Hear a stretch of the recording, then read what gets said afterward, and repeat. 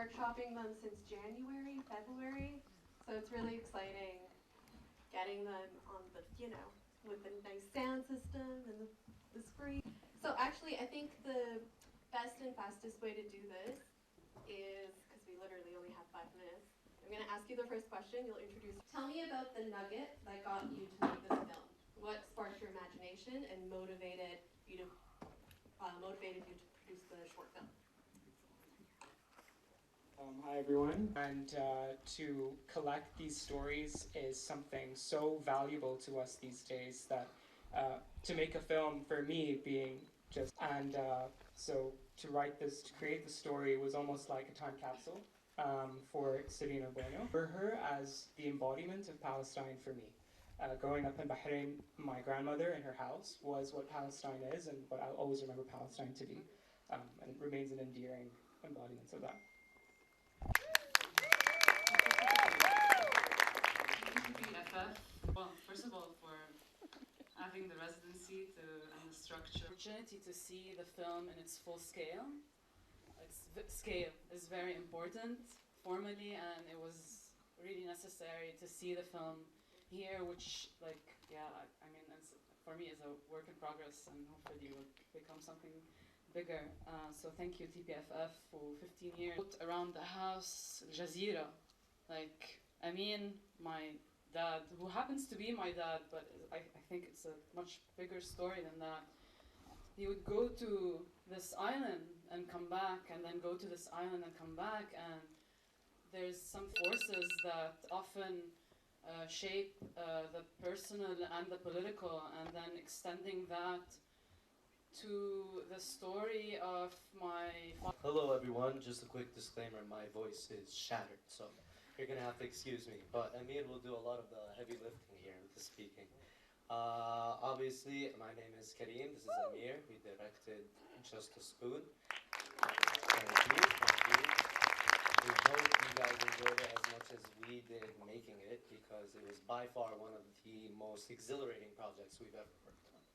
Sorry. Yeah, so the inspiration for the film is actually quite interesting, because it comes from a completely different realm.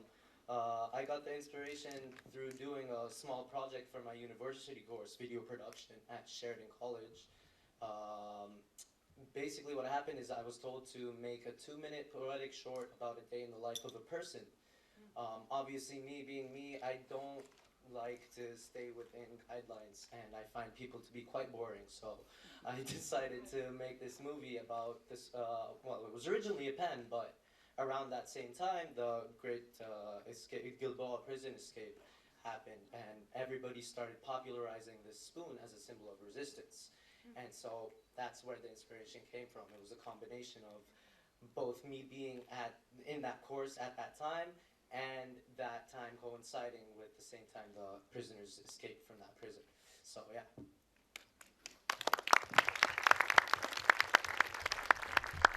A quick introduction once more. My name is Amir Zabani. I'm the co-director and cinematographer of the second film you saw. And from my perspective, Kareem came along with an idea regarding what he said, that the prison escape story that happened in Jalboua and the symbol of the spoon. And my first answer was, you know, they didn't get away with the spoon, right? That's just the metaphor, and it became the case. And so, in the same way the spoon was metaphorized to represent that situation, that case, that resilience, we thought that the film also had to carry that way through the visual style, through the metaphorical visual rather than through the obvious narration or a set, direct narrative film. So we went through it. That project we shot about 3 years ago. He came up to me, he said, we have 3 days to shoot a film. I was like, all right. We made a 3-minute version of this that we were astounded at how well it turned out for then. So we were like, this seed could grow. We worked on it a lot. We had a lot of lovely people that were on the way that were willing to work for absolutely nothing in return except good times and experience. And it was, in our eyes, a very successful endeavor. And it is still a work in progress now. Watching it on the big screen with bigger speakers really allows you to see the flaws. So we will be working on those as well.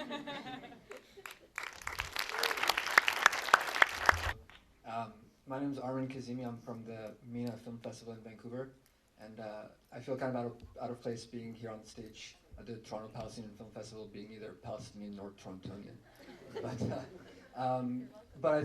Thanks so much.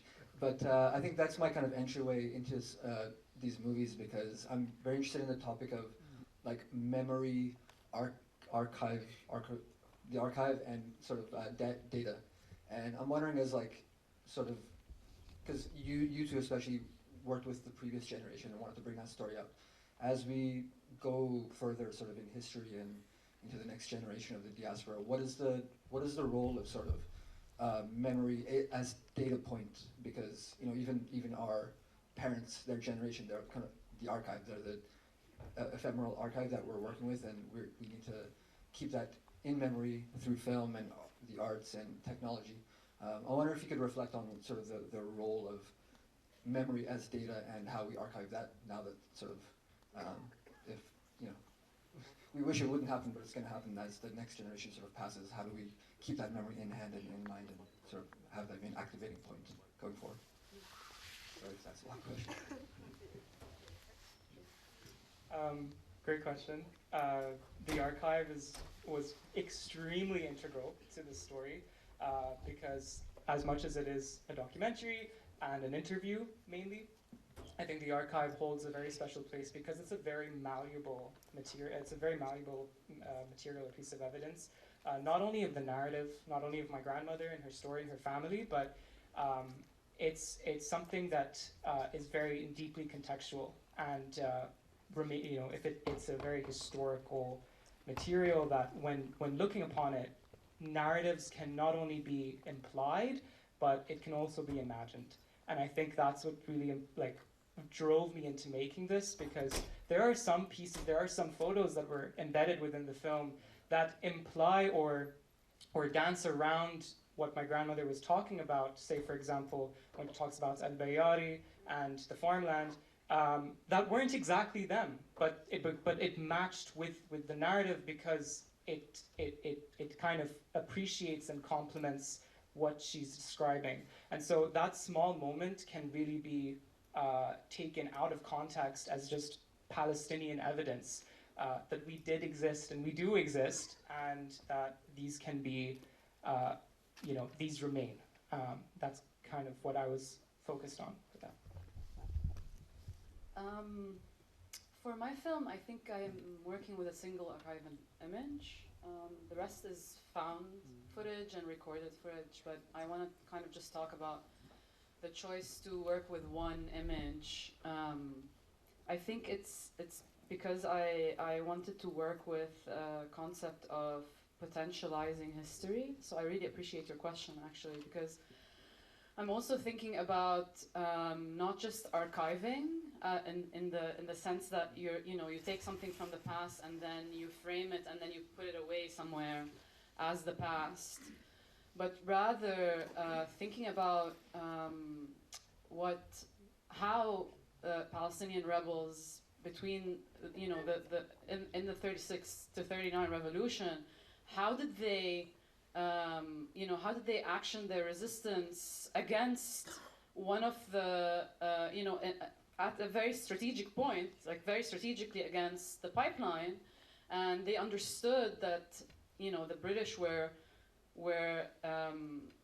training a Zionist army and helping a Zionist entity be established in Palestine to protect that resource extraction. And so understanding that and how they kind of broke with their labor conditions as the colonized and blew up the pipeline. And then how today we've totally normalized that industry in our region, and and then how can you take that history and kind of create a present potential from that history? So kind of working backwards, instead of just imagining a future, we have moments in our history where resistance was working, and it's something to kind of collapse onto the present rather than creating this divide, which is very much a colonial divide between the past and the present and the future. لا بس عند ليلى لا